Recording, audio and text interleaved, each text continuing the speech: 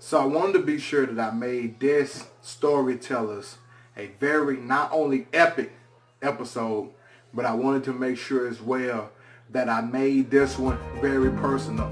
So instead of coming from a view of me talking to someone that was following me talking to a mentee, this one is coming straight and direct towards you.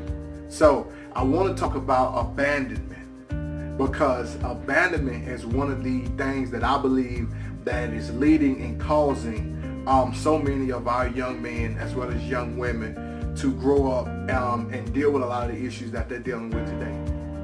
Chronic insecurity. Adults who face abandonment as a child often struggle with insecurity. Their feelings of not being worthy started at a young age and never really went away. How many people can really just say that you've experienced that you go through that is you? You know, that you deal with chronic insecurity. You're always thinking that you're not enough, especially in the Christian community. In the Christian community, a lot of things that we do, they get so misconstrued.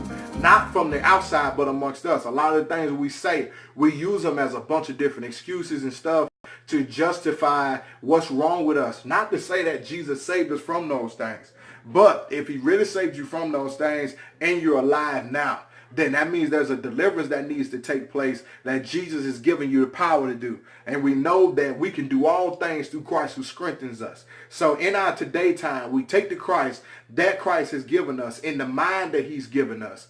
And we should be dealing with those issues. We should be dealing with our insecurity. A lot of people are dealing with that, especially a lot of people that I know from the streets, a lot of people that I know that deal with gangs, insecurity. Matter of fact, most people get into traps from insecurity a lot of times, especially sexual stuff. We always walk into these traps of when people make us feel like we somebody, we attach to them, we get stuck to them. And what really be unhappy is that I'm coming to you because you make me feel better, and I'm down off my insecurity because I don't think I'm worth anything. That usually started somewhere when you was growing up, when you was at a young age.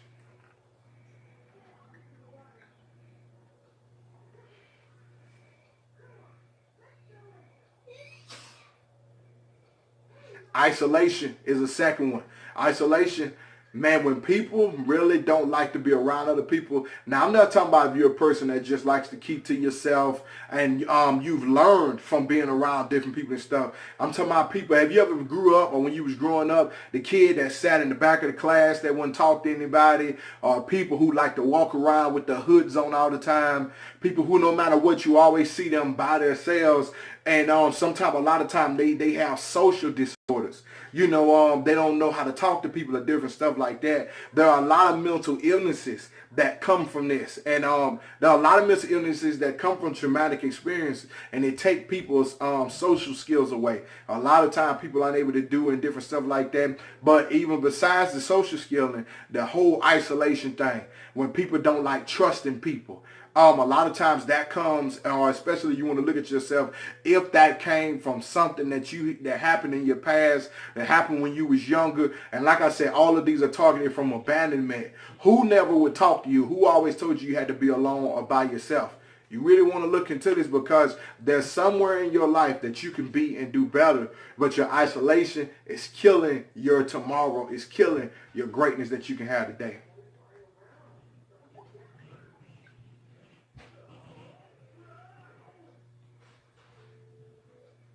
Heightened emotional responses. This is one that I deal with. This is one, I'm telling you, this is one that I deal with a lot. And God has just really gotten me better, even through all the situations and different stuff that I went through. I went through a horrible situation when I was promoted to a position inside of my church. And a lot of time